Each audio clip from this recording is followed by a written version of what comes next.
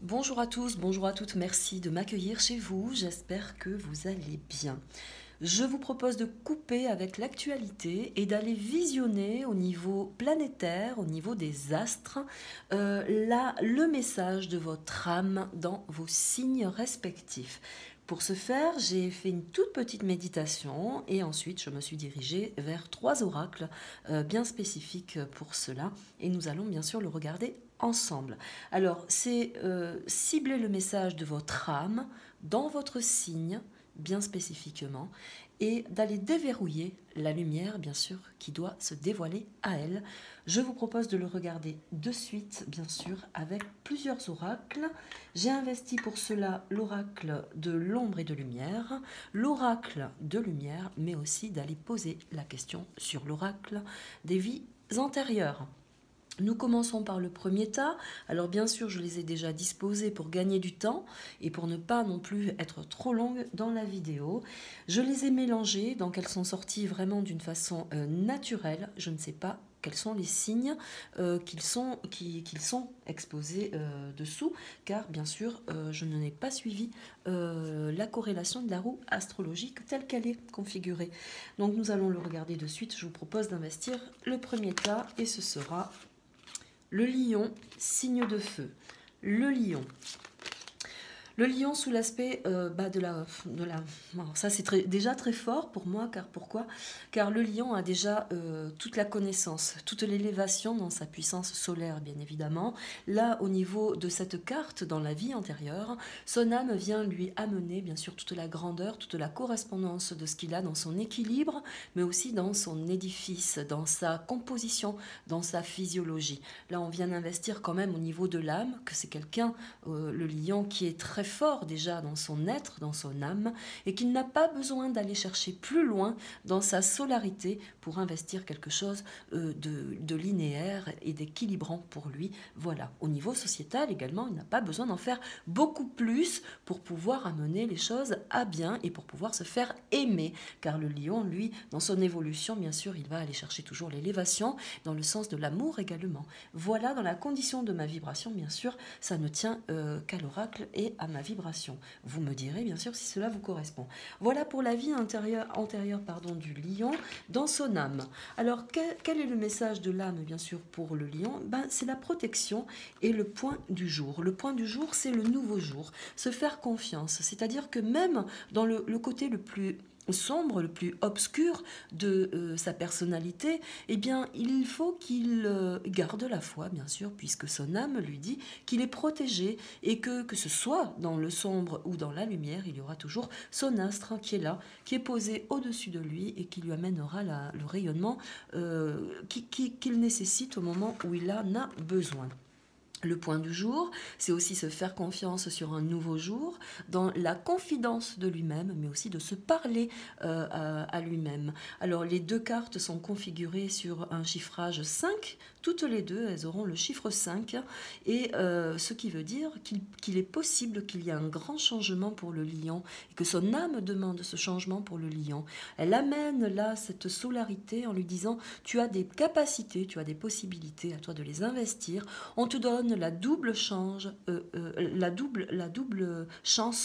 au changement. » C'était un lapsus assez significatif. Voilà pour le lion, vous me direz bien sûr.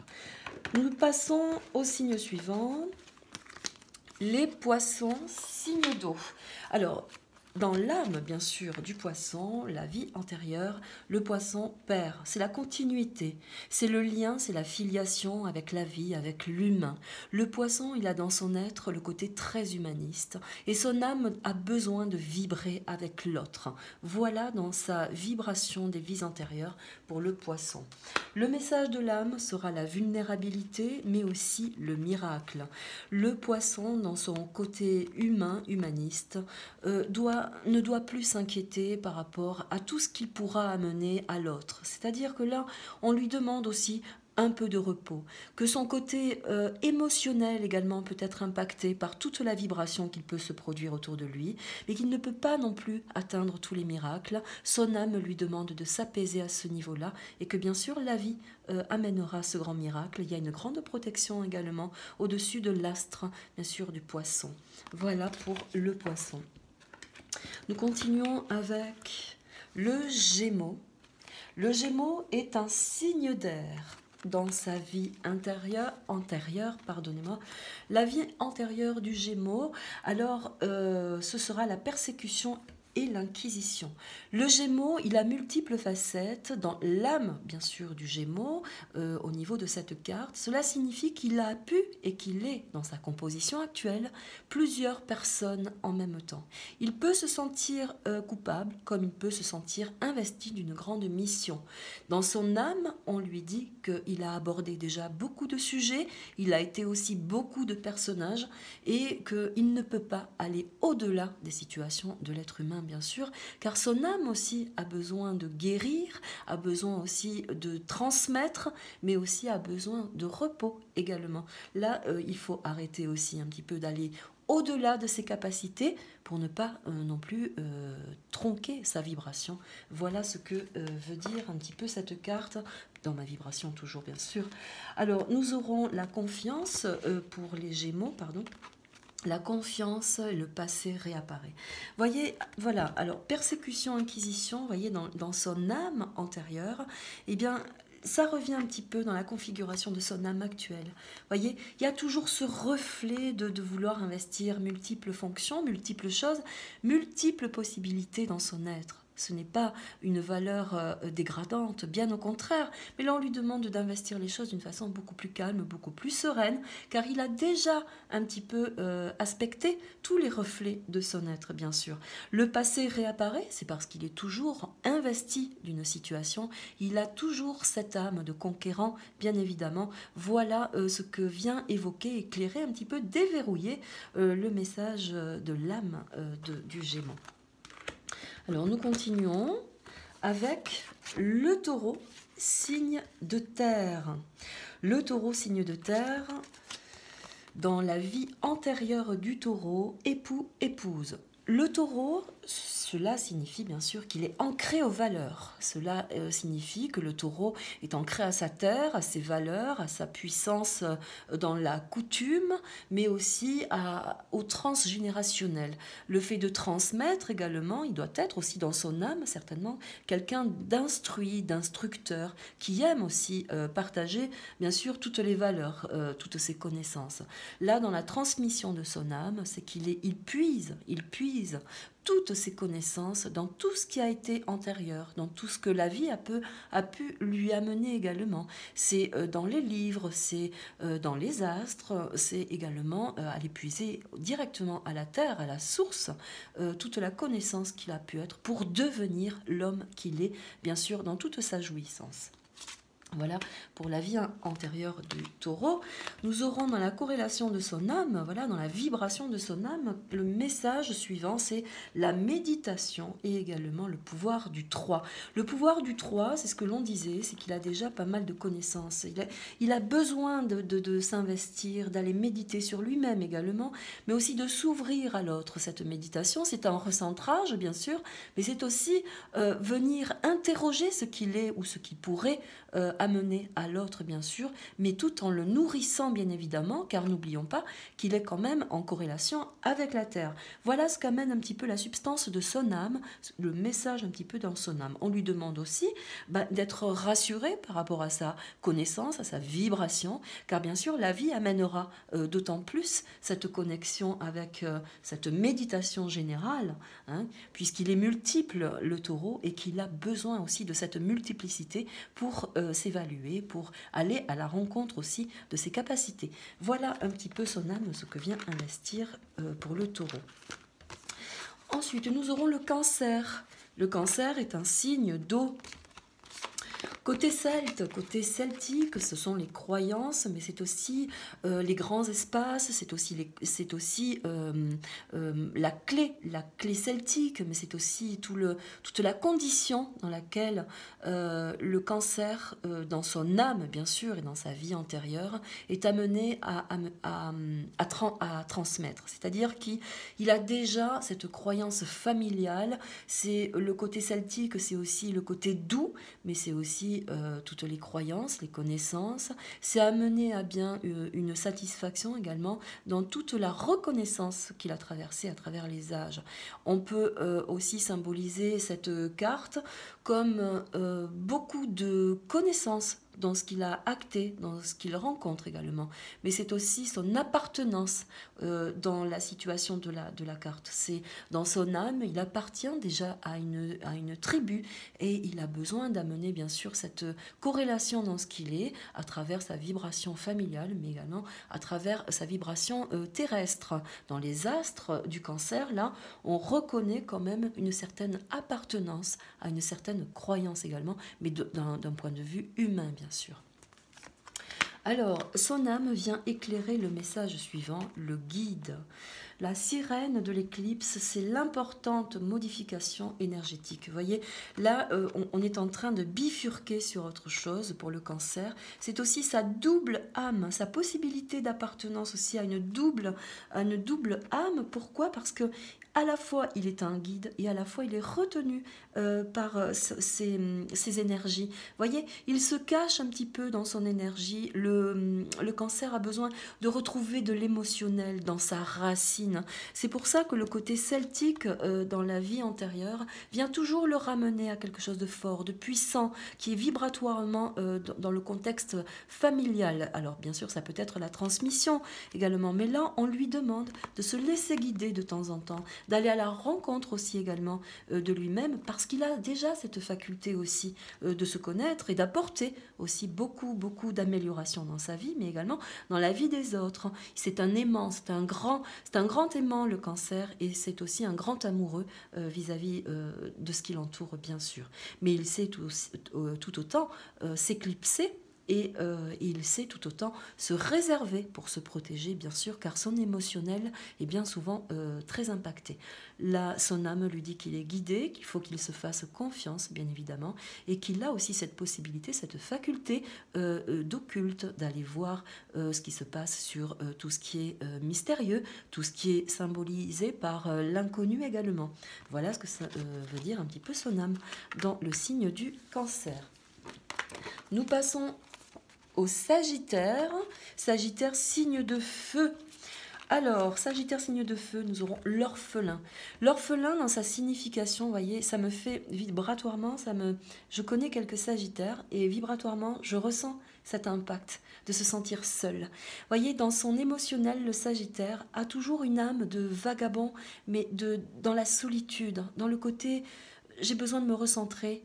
Dans sa vie antérieure, vous voyez, il a ce besoin de se réunifier avec lui-même, d'aller à la rencontre de son âme. Son âme est comme ça, elle est ainsi faite. C'est un aventurier, il vagabonde bien sûr dans sa tête, dans son cœur. C'est un humaniste également, c'est un bohémien également. Il a besoin d'aventure, il a besoin d'aller à la rencontre, bien sûr, de l'extérieur pour pouvoir se nourrir, mais tout en étant toujours très seul. Il est toujours incompris, il est souvent incompris, mais cette solitude vient investir chez lui quelque chose d'apaisant également. Il en a besoin dans sa condition. Voilà un petit peu dans sa vie antérieure ce que représente le signe du Sagittaire dans sa vibration. Nous allons passer bien sûr au message de son âme à travers son signe, la force intérieure, vous voyez, la force intérieure, c'est sa force, ainsi que, pardonnez-moi, je vois très mal, l'invasion, viol et frontières, domination. Alors ça, c'est ses capacités à aller au-delà, aux extrêmes, bien sûr, tout en connaissant sa force intérieure, c'est-à-dire qu'il est capable d'investir multiples possibilités dans son aventure intérieure, bien sûr, car il connaît ses limites, tout en accédant aussi à des possibilités de ne pas se limiter justement dans son voyage de son âme. Pardonnez-moi. Alors là, l'indication est très simple, c'est la force intérieure, c'est que il a tous les acquis, bien sûr, pour investir sa force, pour se laisser guider, se laisser aller. Mais il a aussi cette possibilité contraire, c'est qu'il est tout à fait capable aussi de se laisser aller dans la négligence également, si toutefois il n'investissait pas ce que son âme lui demande. Donc il y a quand même là une double information dans le signe du Sagittaire. Là, son âme lui demande de vibrer d'une façon naturelle, tout en faisant bien sûr attention à lui dans sa capacité d'investir tout l'extérieur, tout ce qui est aussi invisible. Voilà pour le Sagittaire. Nous continuons avec la Vierge. La Vierge, signe de terre également, nous aurons dans la vie antérieure guerre et bataille. La Vierge a un côté pragmatique, mais elle a un côté aussi, dans son âme, là, de sa vie antérieure, elle a un côté combattante. Là, dans la signification de l'âme, de la vie antérieure, on symbolise que c'est quelqu'un de combattant, c'est quelqu'un qui vibre, pas dans l'acharnement, mais dans la substance de toujours se remettre. Elle tombe toujours droit sur ses pieds, elle est droite dans sa tête, elle sait où elle va.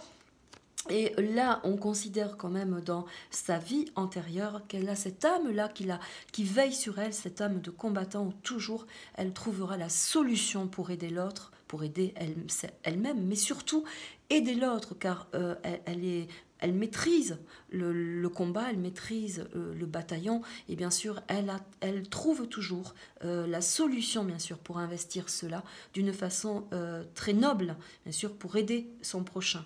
Voilà un petit peu dans la condition de la vie antérieure de la Vierge, ce qu'il en est. Alors, que dit son âme, bien sûr, dans sa vibration? C'est gratitude, mais c'est aussi les sirènes des égouts. Alors, les sirènes des égouts n'a rien à voir avec la signification de la carte. Là, on signifie qu'elle a déjà tous les acquis de la beauté, elle a l'intelligence, elle a la condition aussi mentale pour pouvoir accéder à un certain pouvoir, à un certain flux.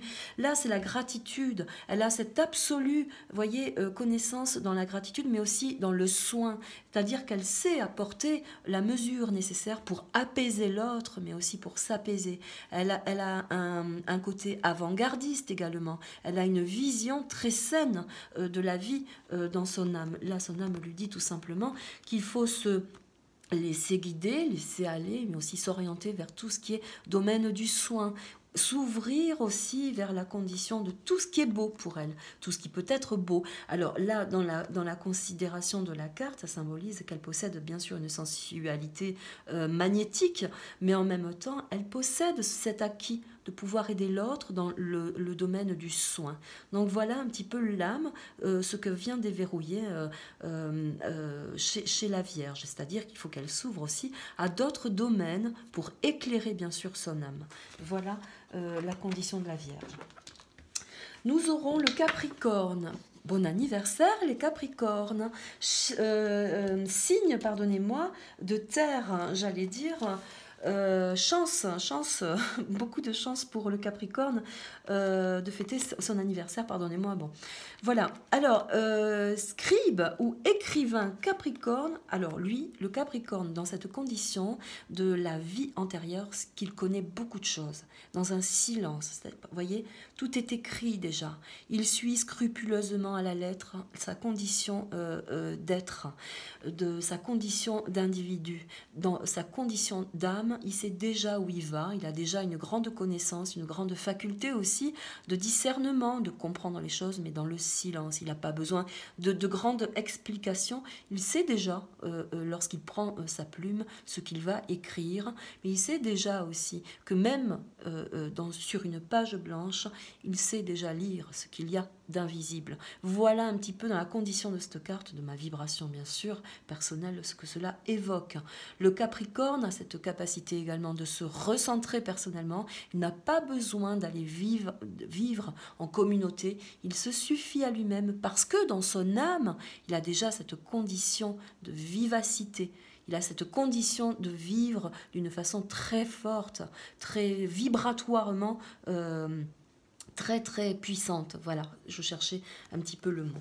Alors, qu'en est-il pour le Capricorne? Bien sûr, dans la vibration de son âme actuelle, eh bien c'est le repos. C'est le repos et c'est aussi un éternel retour. C'est-à-dire que dans sa condition, bien sûr, ben, sa vibration revient à lui, mais c'est aussi dans le repos éternel, c'est-à-dire qu'il a une vibration comme ça de connaissance pacifique où déjà tout est écrit, tout est dit et qu'il n'a pas besoin de lutter. Voilà, il n'a pas besoin de lutter, il peut être apaisé, son âme peut être apaisée, mais c'est aussi dans le double sens, car là il y a double corrélation, c'est qu'il est tout à fait capable aussi d'acquérir un repos éternel pour l'éternité. Bien évidemment, le Capricorne, il a cette substance en lui, de par toutes ses connaissances, eh bien, il vibre dans les grandes sphères de la spiritualité parce qu'il a déjà cette conscience d'acquisition, bien sûr, dans ses facultés. Voilà un petit peu la symbolique de l'âme, bien sûr, dans votre signe, les Capricornes. Encore un très bon anniversaire.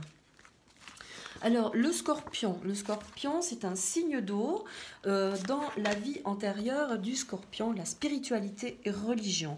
Alors ça évoque que le scorpion, dans bien sûr la vibration de cette carte, dans sa vie antérieure, il a une appartenance à une certaine confrérie, mais à une certaine religion qui lui est propre.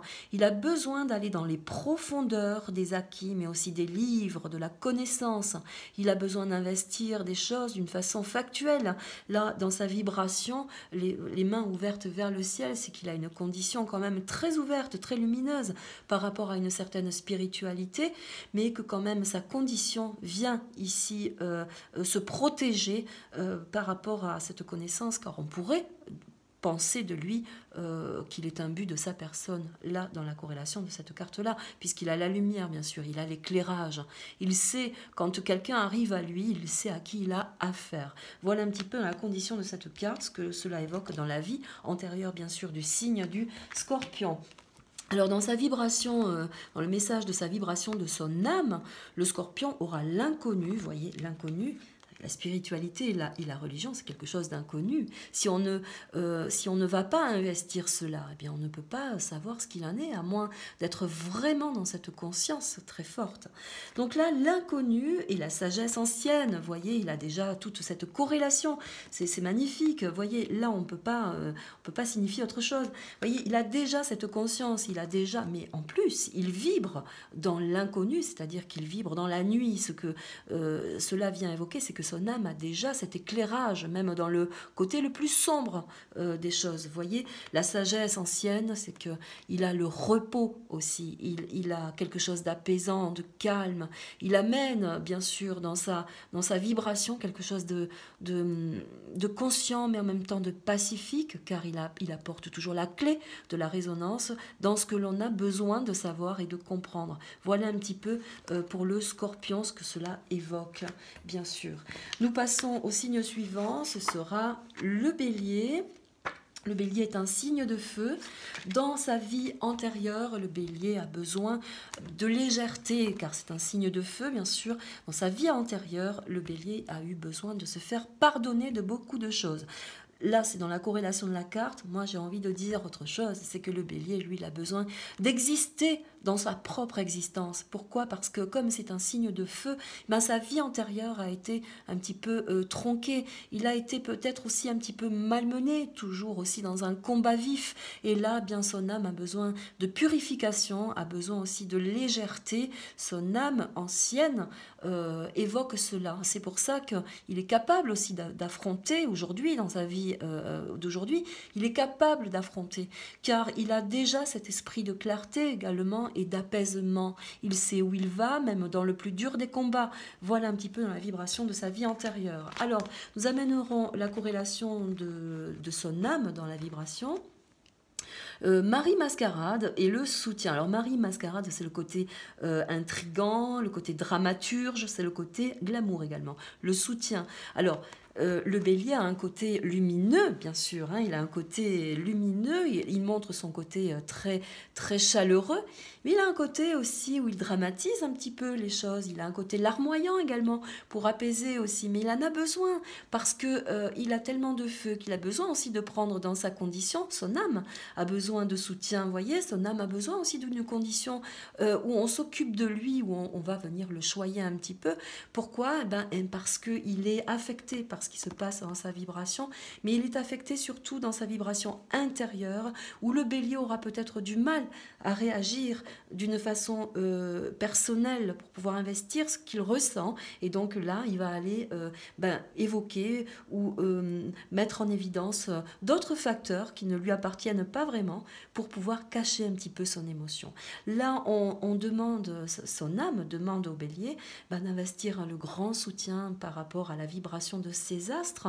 Voyez, regardez, on retrouve la colombe. Regardez, il a le soutien de sa vie antérieure. Regardez la corrélation des cartes. Il a déjà ce soutien, il n'a pas besoin d'en faire plus. La vibration de sa vie antérieure est déjà présente dans son signe. Il faut lâcher prise, il faut qu'il exige de lui-même sa propre vie, sa propre vibration, et il excellera bien sûr d'une façon naturelle. Il n'a pas besoin d'artifice. Voilà pour le bélier. Nous continuons avec le Verseau signe d'air. Dans sa vie antérieure gréco-romain. Alors, c'est toute la fondation, le Verseau, c'est tout l'édifice qu'il a besoin, car comme c'est un signe d'air, il a besoin de structure. Voilà la vibration de la carte. Il a besoin de structure, mais aussi de bon sens dans son évolution, car le lien avec la famille, mais aussi avec le transgénérationnel, avec sa vibration d'avant, de là où il vient, de là où il a existé, est toujours très importante. Et dans son air, qui est très fort, qui est très grand, il aura besoin d'être aspiré vers son émotion d'avant pour pouvoir se réunifier, pour pouvoir prendre aussi toute la condition pour se resacraliser en lui-même, car bien sûr, sa condition de grand air vient un petit peu le perdre dans son espace. Donc il aura toujours besoin de ce fil conducteur qui vient de loin et qui est unique à lui et que seul lui peut comprendre dans sa mesure. Voilà un petit peu la condition du Verseau dans sa vie antérieure. Alors quel est le message de l'âme ? Eh bien, c'est l'éveil, l'éveil. Après la mort, la renaissance. C'est le grand éveil. Voyez, le Verseau, là, on demande au Verseau dans son âme, eh bien, de lâcher prise également, mais aussi de lâcher tout le matériel inutile. Voyez, dans ces édifices qui étaient quand même de grandes structures, ou peut-être également tout ce que l'on avait, tout ce que l'on attendait de lui, il faut le laisser, il faut lâcher un petit peu du lest, et là, laisser investir un petit peu d'une façon personnelle pour faire grandir son âme, eh bien lâcher tout ce qui nous dérange, tout ce qui est un petit peu envahissant dans notre air. Il y a aussi du ménage à faire, bien sûr, épousseter quelques vieux meubles. Et bien là, c'est la condition de ce que l'on nous dit. C'est « je suis Kali », c'est « j'existe », mais je dois aussi sortir du contexte dans lequel on a voulu investir mon état. Donc là, c'est après la mort, la renaissance. C'est on peut devenir une autre personne, bien sûr, à condition de s'éveiller par soi-même et en fonction de son âme, de ce qu'elle demande.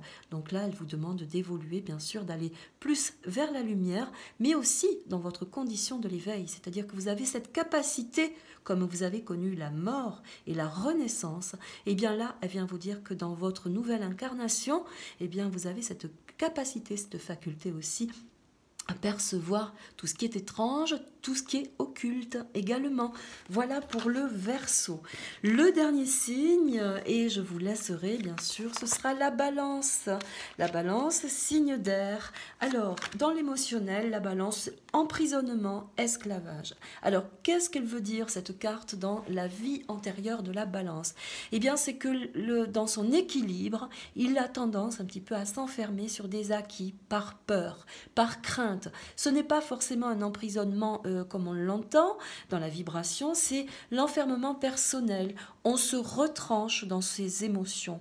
La vie antérieure de la balance, c'est un peu ça. Il en a besoin, bien sûr, pour réunifier son équilibre, pour venir reconditionner son appartenance dans son équilibre intérieur, bien évidemment. Donc, la tendance de la balance, ce sera d'aller s'isoler, d'aller retrouver aussi un petit peu son côté archaïque, également dans le sens de l'esclavage, cela est revendiqué un petit peu comme ça, mais d'aller retrouver son côté archaïque pour pouvoir se réunifier et retrouver son équilibre. Il a besoin d'aller sonder aussi ses appartenances pour pouvoir rentrer dans son évolution nouvelle par rapport à sa vie nouvelle.